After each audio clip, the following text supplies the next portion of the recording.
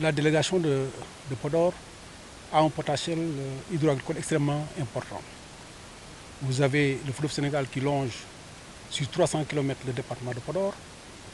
Vous avez deux défluents, donc le marigot Doué qui fait 245 km, mais également vous avez le Gayo qui fait 60 km, ainsi que le Ngalenka qui fait également 35 km. Des ressources donc hydrauliques extrêmement importantes qui doivent permettre de valoriser donc les 140 000 hectares de terre que le département dispose.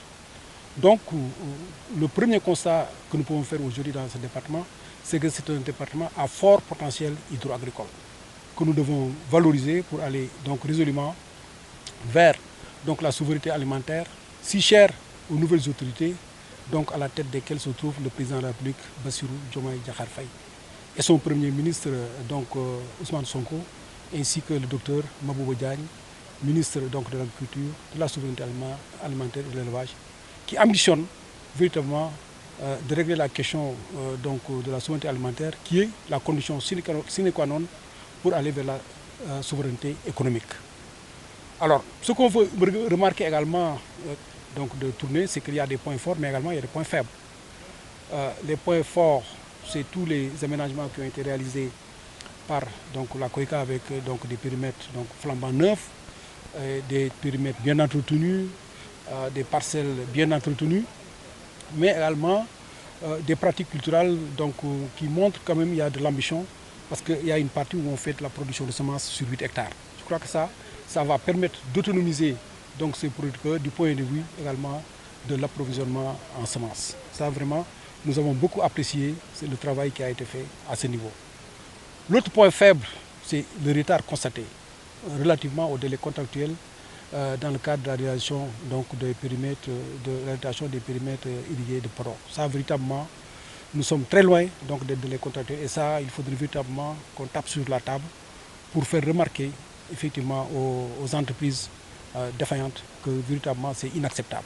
Parce que les populations sont aujourd'hui dans des difficultés et il faudrait que rapidement que ces situations soient corrigées pour que de pareilles véritablement donc, défaillances ne soient plus donc, répétées dans le cadre donc, de la réalisation de ces aménagements. L'autre remarque importante qu'il faut souligner aujourd'hui, c'est qu'il ne pleut pas. Il n'a pas plu à Podor. Et cette situation confère tout son pesant d'or à l'irrigation.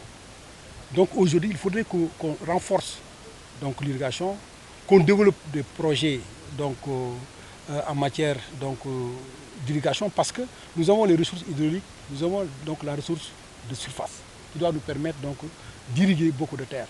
Parce que se baser donc, sur la pluie qui est donc aléatoire pour faire de l'agriculture, je pense que c'est quand même assez risqué. C'est pourquoi nous, on doit valoriser tout le potentiel que nous avons, tout le potentiel hydroagricole pour donc véritablement aller vers la souveraineté alimentaire. Mais cela n'est possible que grâce à un financement vertueux. Et ce financement vertueux, c'est LALBA. LALBA donne un financement que je considère comme un financement vertueux parce que c'est un financement donc, qui respecte le paquet technologique. Et donc c'est un financement complet. Et donc c'est pourquoi aujourd'hui, ce que nous remarquons dans la vallée du Sénégal, c'est la faiblesse du taux de bancarisation. Nous sommes autour de 30% par rapport à la LBA, ce qui est inacceptable en irrigué. Parce que l'irrigué, ça demande des moyens importants. Pour l'hectare, déjà, il faut autour de 500 000 francs.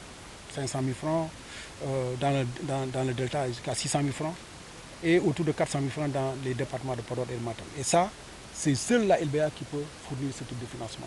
C'est pourquoi nous allons travailler à renforcer la coopération avec la LBA. Nous allons travailler au renouement des producteurs par rapport à la LBA pour que véritablement le financement bancaire soit un financement assuré par la LBA.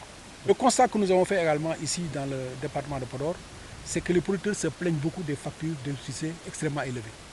Et constatant ce fait, la SAID a décidé donc, de faire ce qu'on pourrait appeler une solarisation universelle, qui va permettre de solariser toutes les stations de pompage à travers la vallée du fleuve Sénégal. D'ailleurs, une requête de financement a été soumise donc, au ministère de l'Agriculture, de la souveraineté alimentaire et de l'élevage, qui va essayer de trouver des bailleurs pour que véritablement on puisse financer donc, toutes les stations de pompage qui sont dans le besoin et qui devrait véritablement bénéficier donc, de la solarisation universelle. Nous remercions également à Boubé donc, la coopération donc, coréenne donc, qui va mettre en place là-bas une plateforme multifonctionnelle. Donc il y aura donc, une usine de transformation de riz, il y aura également un hangar pour les machines agricoles, mais également pour les pièces de rechange, mais également il y aura aussi des kiosques pour vendre également des produits donc, transformés. Je crois que ça c'est extrêmement important. Nous allons les appuyer, donc les producteurs d'oignons et de riz, au niveau de ce centre multifonctionnel, pour qu'ils puissent vraiment agrandir leur business, pour qu'ils puissent véritablement avoir des revenus encore beaucoup plus importants. Ça, ce travail-là, ça va le faire sans problème.